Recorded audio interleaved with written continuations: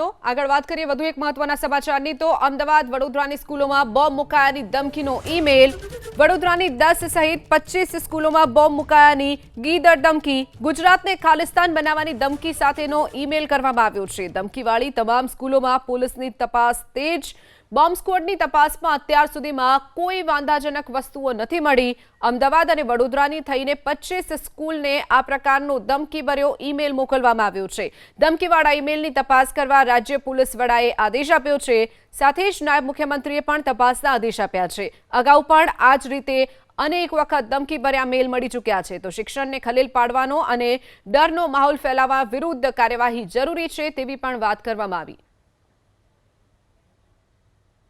मैं डीजीपी ने सूचना आपी है कि तात्कालिक आ बेव शहरों में एक टीम जो काम करी रही है। ऑलरेडी આપણે જે ભૂતકાળની અંદર બી આવેલા એમાં મોટા ભાગના કયા દેશમાંથી કઈ જગ્યા પરથી આવ્યા છે અને એની સંપૂર્ણ જે ડિટેલ્ડ ઇન્ક્વાયરી છે ચાલુ છે।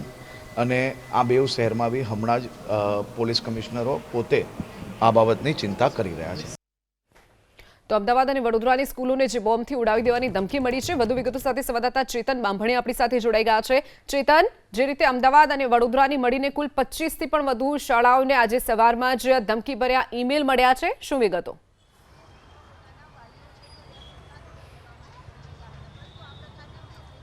જી, અમદાવાદની શરૂઆતમાં 3 સ્કૂલોને ધમકી મળ્યા હોવાની એક વાત હતી, પરંતુ હવે 7 કરતાં વધુ સ્કૂલોને ધમકીભર્યા મેલ મળ્યા હોવાની બાબત પ્રકાશમાં આવી છે। આપ આ સીધા દ્રશ્યોમાં જોઈ રહ્યા છો।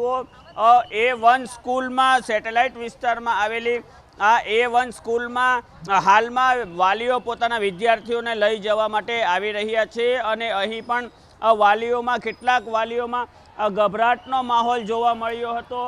કેટલાક વાલીઓમાં ચિંતાનો માહોલ જોવા મળ્યો હતો, જેને લઈને મોટી સંખ્યામાં વાલીઓ આવી રહ્યા છે। આપણે એક વાલીનો પ્રયત્ન કરવાનો। શું કામ આવ્યા છો અને તમારું બાળક કેટલામાં ભણે છે? ફર્સ્ટ સ્ટાન્ડર્ડમાં છે। આટલા નાના છોકરાઓને આવી રીતે બોમ્બથી ઉડાવવાની ધમકી આપે એટલે પેરેન્ટ્સ તો પેનિક થવાના। એટલે સ્કૂલમાંથી મેસેજ આવ્યો કે તમારે લઈ જવા હોય તો લઈ જાઓ, એટલે અમે લેવા આવ્યા છીએ। તમને કેટલા વાગે અને ઘટનાની કેવી રીતે જાણ થઈ? અમને સ્કૂલમાંથી મેસેજ આવ્યો કે આવી રીતે મેલ મળ્યો છે, પણ અમે બધું ચેક કરાવી લીધું છે, પેનિક થવાની જરૂર નથી, એટલે અમને ખબર પડી કે આવી રીતે આવ્યો છે। પછી અમે ન્યૂઝમાં પણ જોયું, પછી ન્યૂઝમાં પણ આવ્યું એટલે ખ્યાલ આવ્યો। છાશવારે આવી ધમકીના મેલ આવે છે, કોઈ કાર્યવાહી થતી નથી, તમારું શું માનવું છે આ અંગે? એક્શન લેવી જોઈએ। હવે 3rd 4th ટાઈમ આ વસ્તુ થઈ છે, હવે ના ચલાવી લેવાય।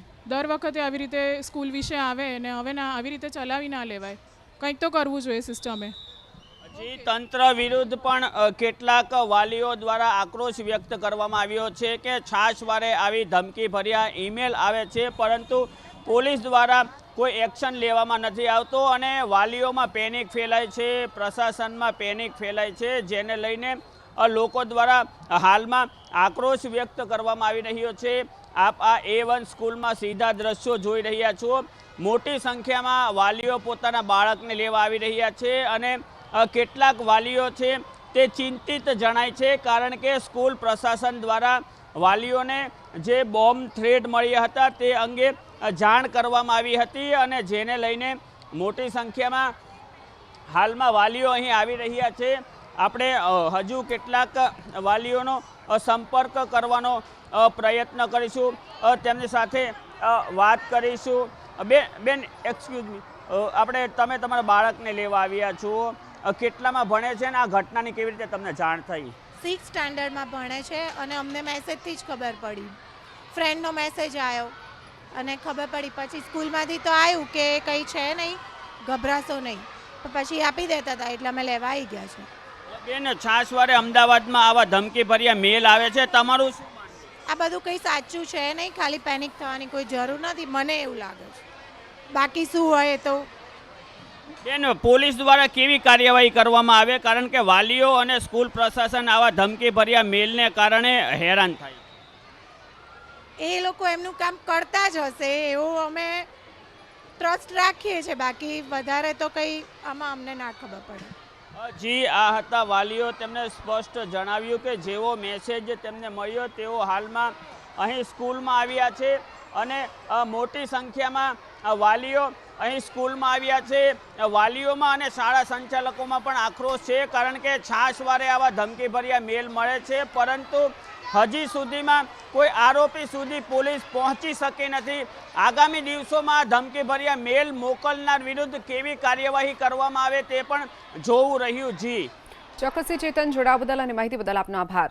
તો અમદાવાદ અને વડોદરાની સ્કૂલોમાં બોમ્બ મુકાયાની ધમકીભર્યા ઈમેલ મળ્યા છે। વહેલી સવારે 7 વાગ્યાની આસપાસ આ મેલ મળતાની સાથે જ કેટલીક શાળાઓમાં રજા જાહેર કરી દેવાઈ છે, તો કેટલીક શાળાઓએ પોતાની જે કાર્યશૈલી છે તે યથાવત રાખી છે। ગુજરાતને ખાલિસ્તાન બનાવવાની આ જે મેલ મળ્યો છે ધમકીભર્યો, તેમાં આ ઉલ્લેખ કરવામાં આવ્યો છે। તો કેટલીક શાળાઓમાં કાર બ્લાસ્ટ કરવાનો પણ ધમકીભર્યો ઈમેલ મળ્યો છે। તો બોમ્બ સ્ક્વોડની ટીમ પણ અત્યારે તપાસમાં લાગી છે। પોલીસની ટીમ પણ તમામ જે શાળાઓને આ ધમકીભર્યો ઈમેલ મળ્યો છે ત્યાં પોલીસની ટીમ પણ પહોંચી છે। તપાસ કરવા માટે રાજ્ય પોલીસ વડાએ પણ આદેશ કર્યો છે। સાથે જ નાયબ મુખ્યમંત્રી હર્ષ સંઘવીએ પણ તપાસના આદેશ આપ્યા છે। અગાઉ પણ આ જ રીતે 3 થી 4 વખત ધમકીઓ મળી ચૂકી છે। શિક્ષણને ખલેલ પહોંચાડવાનો અને ડરનો માહોલ ફેલાવવા વિરુદ્ધ કાર્યવાહી જરૂરી કરવી જોઈએ તેવી પણ વાલીઓ વાત કરી રહ્યા છે।